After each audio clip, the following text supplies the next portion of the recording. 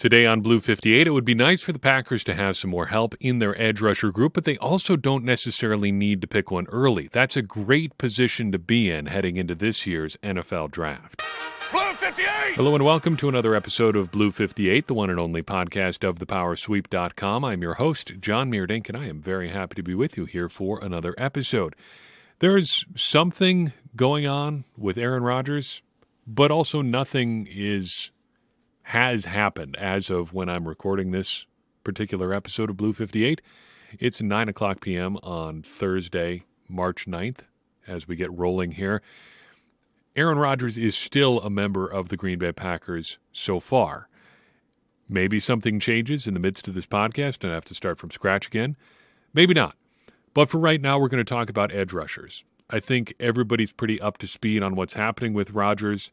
It does seem like the Packers are about to go in a different direction with their quarterback room.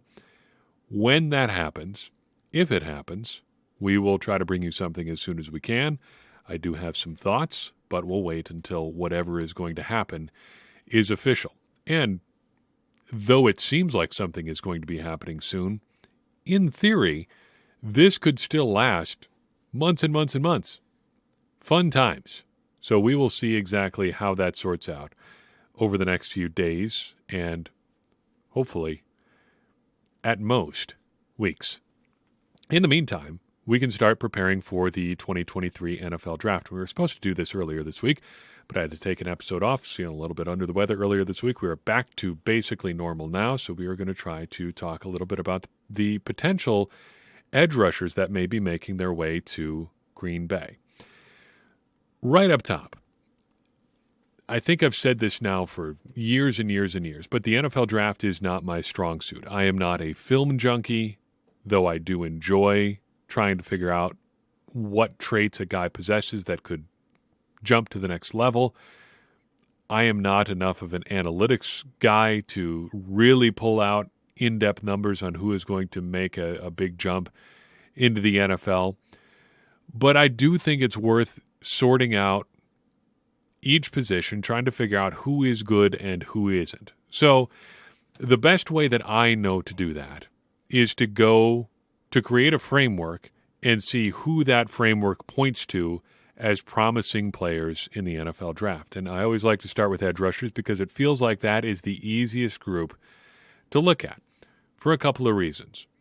First, the projectable traits for an edge rusher are pretty easy to identify.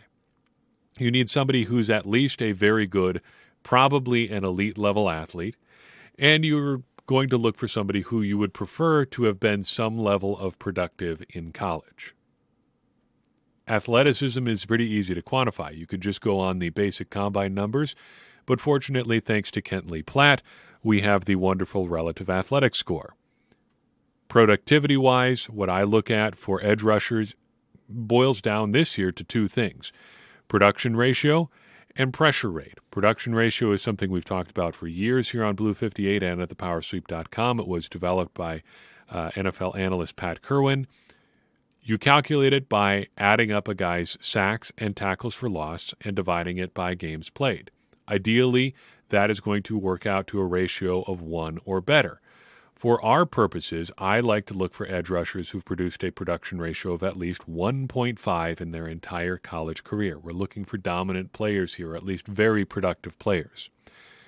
In terms of pressure percentage, that comes from Pro Football Focus. And you calculate that by taking the amount of total pressures a guy has generated, so we're talking sacks, hits, and hurries, and dividing that total number by the amount of pass rushes that he has embarked on, the number of pass rush snaps he's participated in. You divide that up, you get a percentage. I'm looking for guys that have produced at least a pass rush percentage or a pressure percentage of 12%. That's kind of an arbitrary number, but it reduces down your draft class very significantly. And we're looking for the top end guys anyway. So that's what I'm looking for. When I do this, I like to sort everybody into 3 tiers at every position group.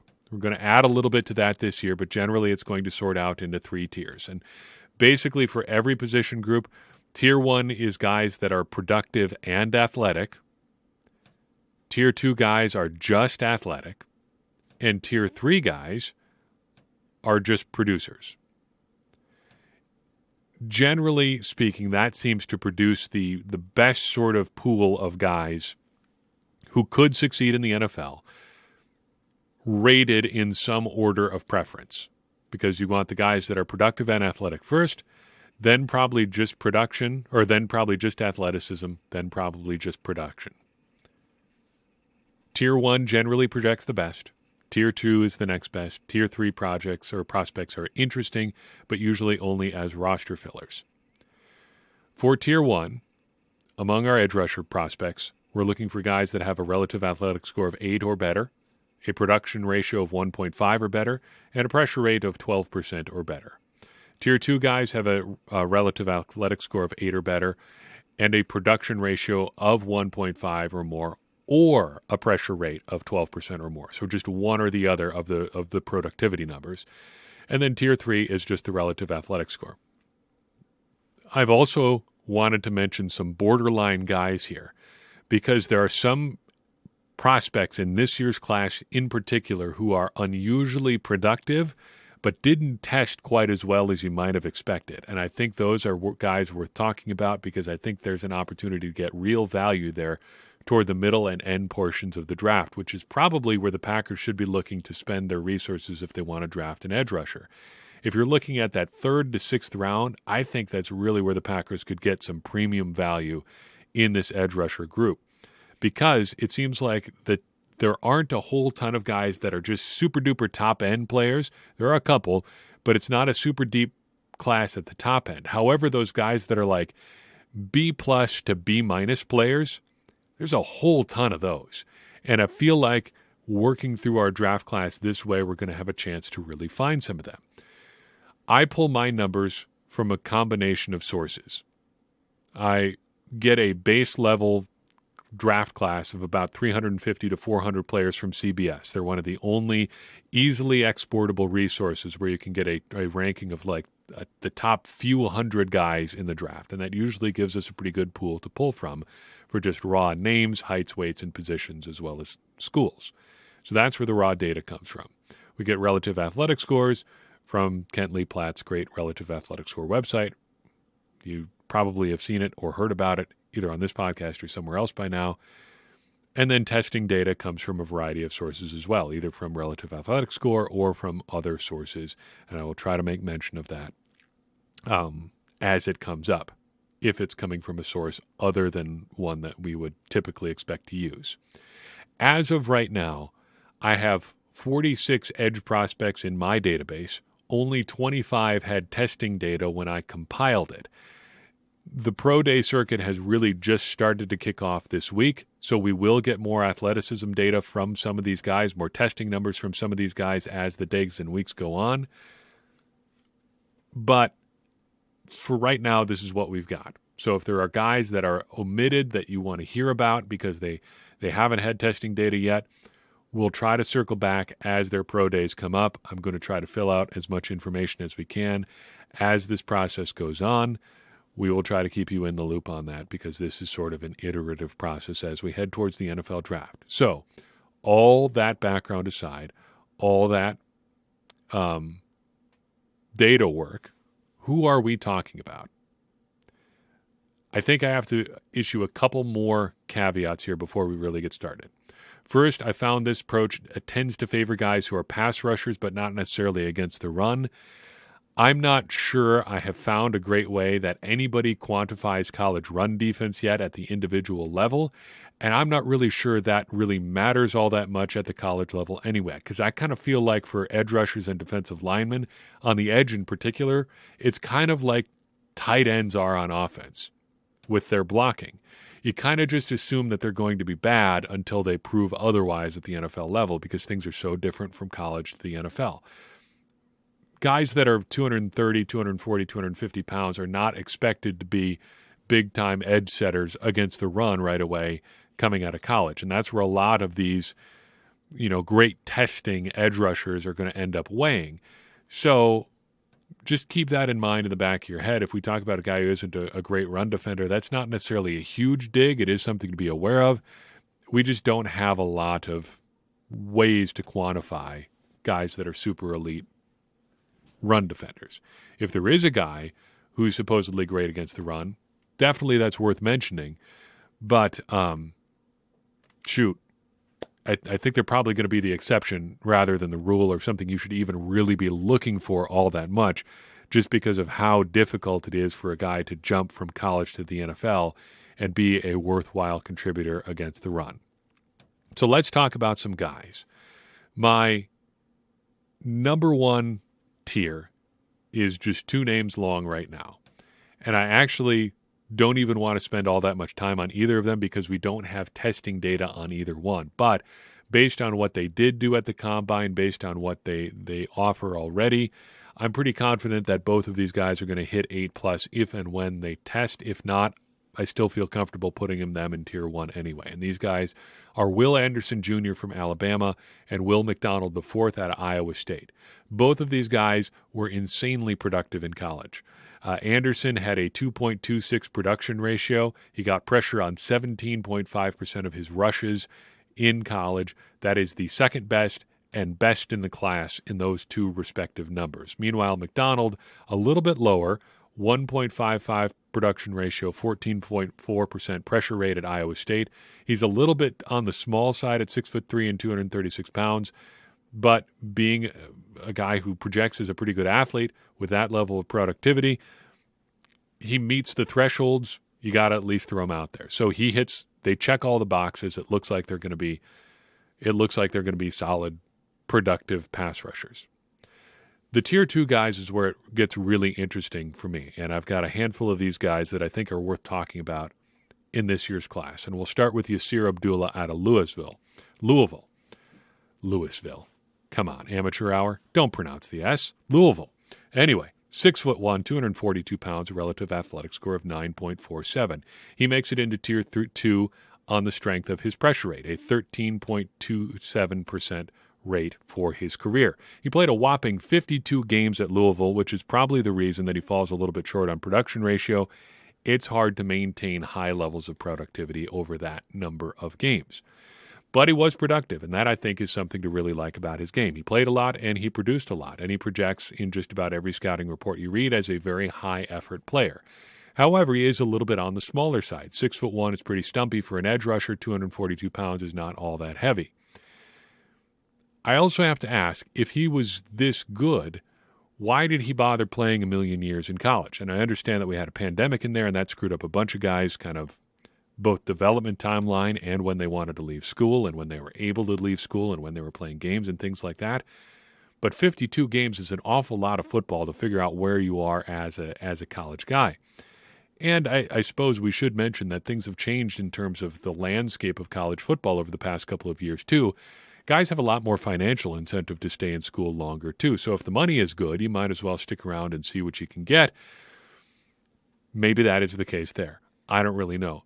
Maybe if you're just having a good time in college and things are going well for you, you like the atmosphere you're in, and you can get a couple $1,000 playing football, maybe you pass up the opportunity to make even more money in college and go up and get a real job someday. I don't know.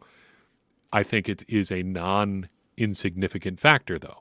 It does matter to some extent, the extent to which I don't know. But Abdullah, I think, is a really good prospect, definitely very athletic. The height would bother me a little bit because length perspective-wise, you're starting to get into some difficult territory there as an edge rusher, but overall, he projects to be pretty well, especially given the overall productivity package. The next guy up here is Derek Hall out of Auburn, 6'3", 256 pounds, relative athletic score of 9.23. He put up a college pressure rate of 14.19%. I like 256 pounds at 6'3", though that still paints him as a little bit on the smaller size. You're definitely not looking at a long edge rusher at 6'3". I also think it's worth noting that he did play off the ball a little bit at Auburn, which I think is a nice little bonus. If you are an edge rusher and you have some off the ball ability, that is nice to it. It just adds a little bit more toward what you can do in the defense you end up in. I wonder if a guy like him may have already reached his ceiling as a pass rusher. A lot of scouting reports talk about him as a relatively tight mover, not a lot of flexibility. and fairly limited as a pass rusher in terms of the moves that he has, the skill set he has there. He's described just about everywhere as a one-trick pony, and at 256 pounds, I'll give you a pretty fair guess at what that one trick is. He's a power rusher, okay? But if you are a good enough power rusher, you can still be useful to an NFL team in the right circumstances. I think Kingsley Enagbare is a good example of that with the Packers last year, and Rashawn Gary, though a much better athlete overall and much bigger, he was not exactly a refined pass rusher for his first even 2-3 years in the league. You can add to that, certainly, and it helps that he has a great athletic profile, but it is worth noting that he is a bit limited as a pass rusher right now. Still, I think solidly in our Tier 2 group, though. Lucas Van Ness out of Iowa is our next prospect here, and he, I think, is the most divisive guy that I have seen consistently mocked to the Packers so far this year. 6'5", 275 pounds goes Mr. Van Ness. If you like heavy edges, he looks like your man. Fun contrast to our next guy. We'll talk about him in a second.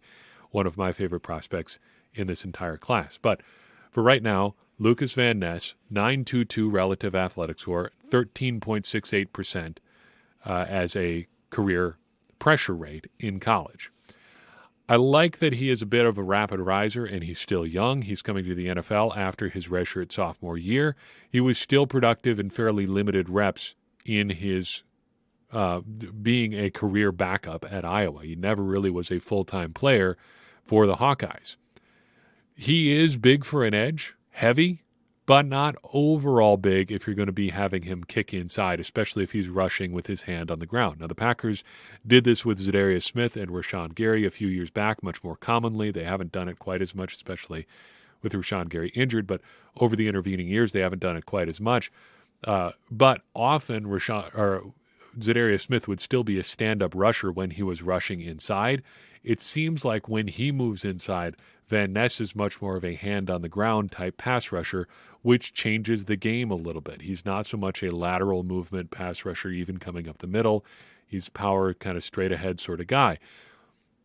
That, I think, would be a little bit concerning if you're taking this guy fairly high in the draft. It doesn't look like he has the physical attributes to move inside on a consistent basis, or at least he hasn't shown the ability to do that at the college level so far.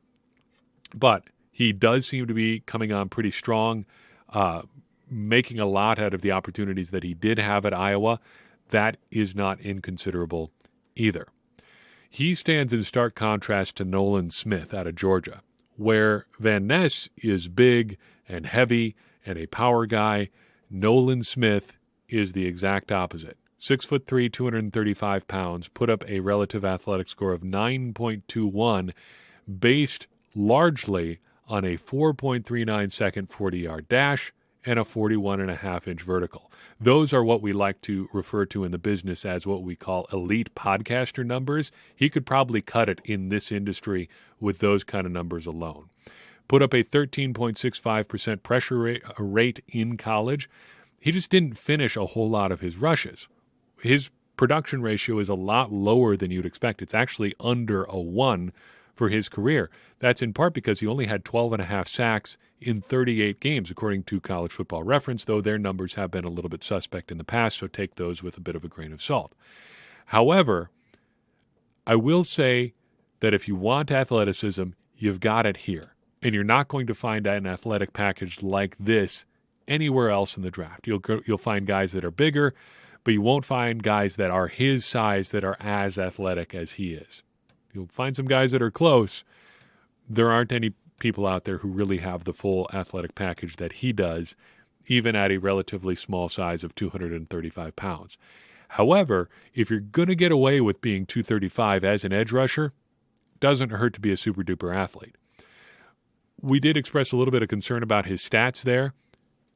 Playing at Georgia, I'm not sure his stats really bother me. We've talked about that before with Georgia's talent on defense. We got a first-hand look at it with Quay Walker and Devontae Wyatt. Walker was not exactly known for making a ton of plays on the ball, but he didn't necessarily have to playing in the scheme that Iowa was in. And Devontae Wyatt had a little bit worse pass rush numbers than you might expect from a guy with his athletic gifts and apparently skill set, just looking at the film that he put up at Georgia. but there just weren't enough sacks and tackles to go around to make these guys' box score numbers look good. I think there's a little bit of that to Nolan Smith's game as well, even though he just has the 12.5 sacks in those 38 games. Again, according to College Football Reference, their numbers might be a little bit different from official Georgia sources. Getting reliable stats from across college football is a bit of a fraught proposition even in 2023. I'm not worried about the stats. I don't know if I'd take a 235-pound edge rusher in the first round, but it is an exciting athletic profile. He is on the small side, but it is exciting, and it was fun to watch him work at the Combine. Byron Young out of Tennessee is our next man up. 6'3", 245 pounds, a 9 flat relative athletic score. He didn't run, so that part of his athletic score was not tabulated, and that is noteworthy. So maybe knock him down a little bit, a couple points maybe in your internal rankings there, but for the numbers we've got, he was a 9, so he falls into this group.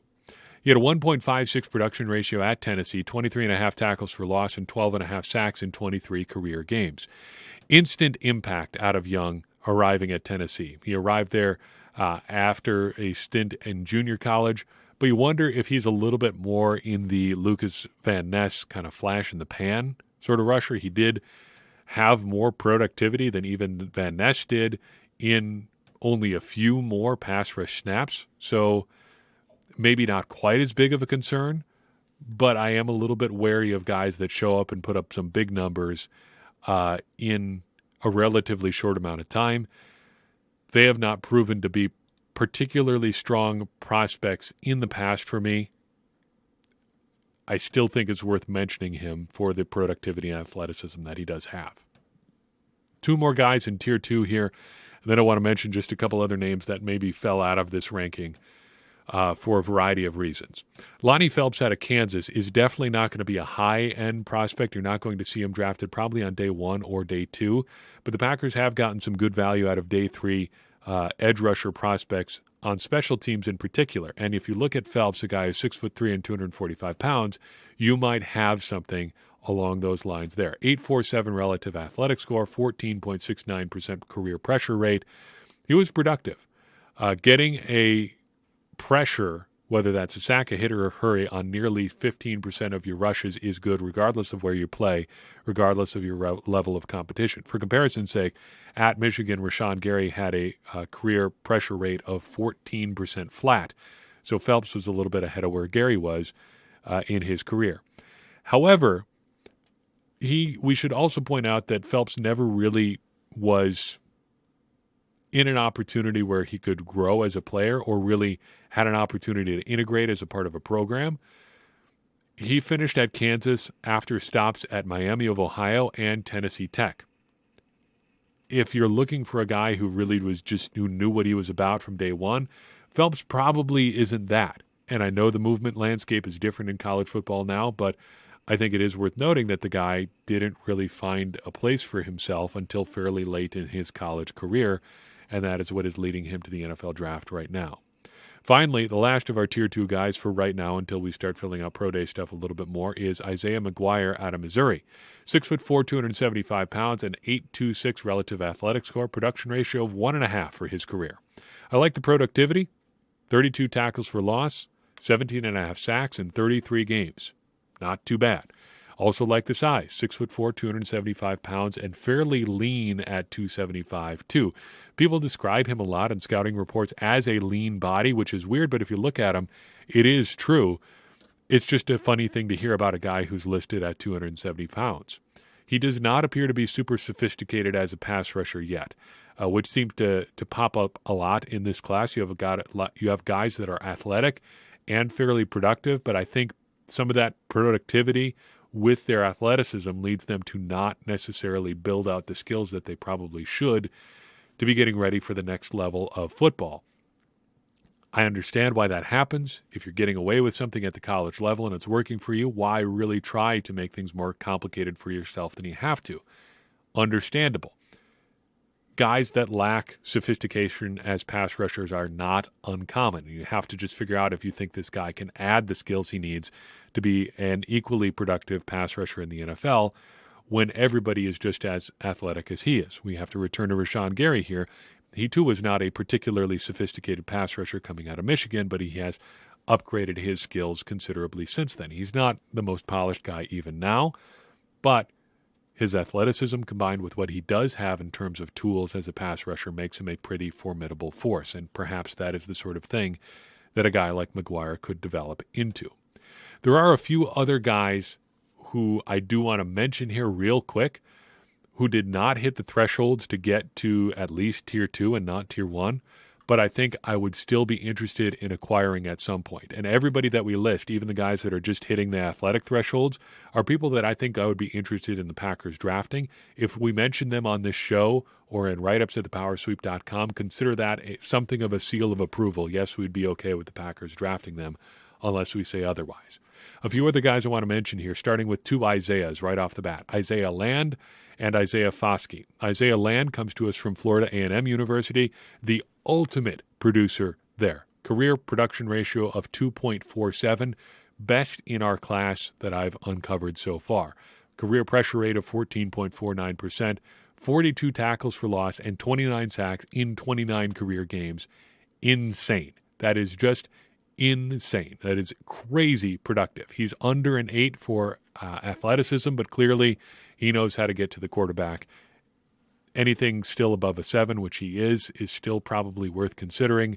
You worry about the jump in competition from Florida A&M. That is fair. But for the level of competition he was at, he was putting up pretty ridiculous numbers. Isaiah Foskey just missed our production thresholds, like 1 or 2 tackles for loss away from making it on production ratio alone. He's got a 9.32 relative athletic score, comes to us with a 1.43 production ratio and 11% and a couple hundredths of a point career pressure rate. He strikes me as being very similar physically and overall approach-wise to Lucas Van Ness. And if it comes down to him or Van Ness, I'm taking Foskey. I think he's got more tools. I think he's been more productive for longer. I think it's Foskey over Van Ness, and I don't think about it particularly long if that's the decision. A couple guys here from directional Michigan schools. Jose Ramirez out of Eastern Michigan is 6'2", 252 pounds, so a little bit small, but a 7.47 relative athletic score and a production ratio of 1.73 makes him fairly interesting as a prospect. Obviously a little bit on the small side, but plenty athletic and plenty productive as well. Meanwhile, Thomas Incoom out of Central Michigan is 6'4" and 265 pounds. Pretty similar overall to Ramirez, but just not quite so small. 7.26 relative athletic score. His production ratio, a 1.79 for his career, and has a 12% career pressure ratio. That is a pretty interesting overall profile as well. Finally, we close out with a guy I'm calling Mini Lucas Van Ness, Nick Herbig out of Wisconsin. I don't even know if he's really an edge rusher. At 6'2", 228 pounds, you kind of wonder. Not a great tester, just a 6.01 relative athletic score, but extremely productive in a relatively small amount of pass rushes. 1.83 career production ratio, 14.66% career pressure rate, just 491 career pass rush snaps, and that's why I call him Mini Lucas Van Ness, because Van Ness was productive in a relatively small amount of pass rushes, and it has gotten him on draft boards as a result. It is worth noting the size, the athleticism there for Herbig. Still, when he got opportunities, he produced. That can't be ignored. Maybe he's the sort of guy that you take as a special teams contributor and try to figure out, like a Jonathan Garvin, if he can be something as a pass rusher, and if he can't, at least you've got something as far as the special team stuff goes. That, I think, is a good way to look at some of these guys that may not have perfect profiles here, or maybe just played at a lower level of college football and were still productive. That is a great way to find special teamers who could potentially develop into something else. We identified Jonathan Garvin that same way a couple years back.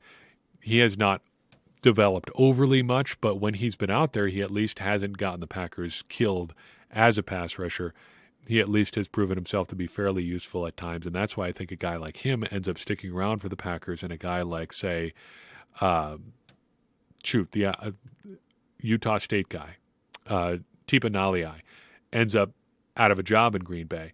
You can be just a special teams guy, sure, but if you're just a special teams guy, you're probably eventually going to be bumped by a guy who can play special teams and also add a little value somewhere else. And even if Garvin is not a great pass rusher, he had better upside in that part of his game than Nalei did, and that's why Garvin ends up sticking around and Nalei ends up out of Green Bay.